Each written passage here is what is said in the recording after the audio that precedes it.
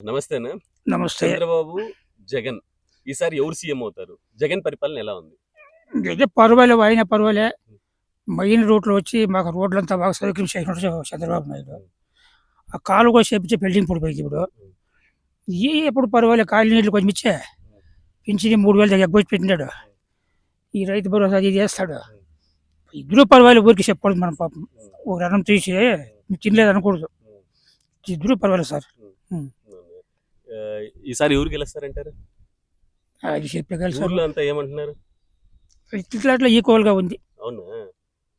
ఏమో ఈసారి అందరూ జగన్ని తొక్కేస్తామనేసి ఇట్లనేసి పవన్ కళ్యాణ్ అంటున్నాడు కదా. అది అంతా జరిగిన పని.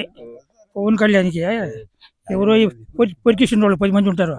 చంద్రబాబు, జగన్ వాళ్ళు పెద్ద పార్టీలు వాళ్ళది. ఇది వాలంటీర్లు అంతా బాగా పనిచేస్తున్నారా? అదంతా పర్వాలేదు, బాగా చేస్తున్నారు. రెడీగా ఉండాలి ఇప్పుడు ఆఫీసులో. పింఛన్ ఎత్తుకొచ్చి ఊళ్ళో ఇస్తారు. అన్ని పర్వాలేదు, ఊరికి మనం ఆపదం చెప్పుకోవడం మనం. బాగా చేస్తున్నారు. ఈసారి ఎవరు గెలుస్తారని? మాది పంచాయతీ ఎలక్షన్ నడిస్తే కూడా మేము మాది 5,000 మంది ఓట్లు సిద్ధార్థంగా చేస్తాం. నీకు అర్థము, ఆయనకు అర్థము. ఇది కూడా అంతే, ఓపెన్గా చెప్పేస్తాం. ఇది కూడా అంతే, నీకు అర్థము, ఆయనకు అర్థం. మీకైతే బానే ఉంది జగన్ పరిపాలన అయితే? పర్వాలేదు. ఇప్పుడు ఇంగ్లీష్ మీడియం వచ్చింది కదా, పిల్లలంతా బాగున్నారా, సంతోషంగా ఉన్నారా? వాళ్ళకి మధ్యాహ్నం పూట భోజనాలు అంతా పెడుతున్నారు. ఇదే కోరిన భోజనము బాగా చేసినాడు. అది నేను కూడా పోతాను.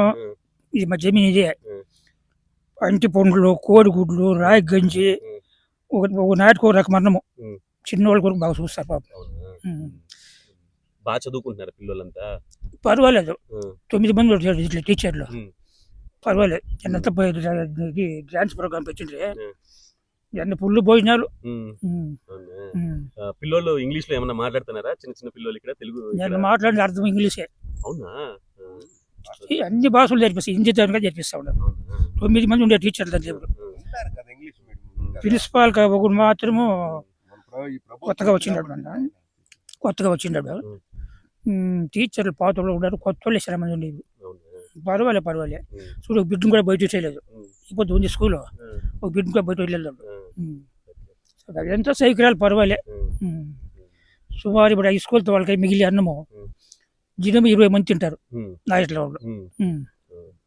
అన్నీ పర్వాలేదు, ఊరికి అప్పటి నుంచి చెప్పుకోవచ్చు మనము.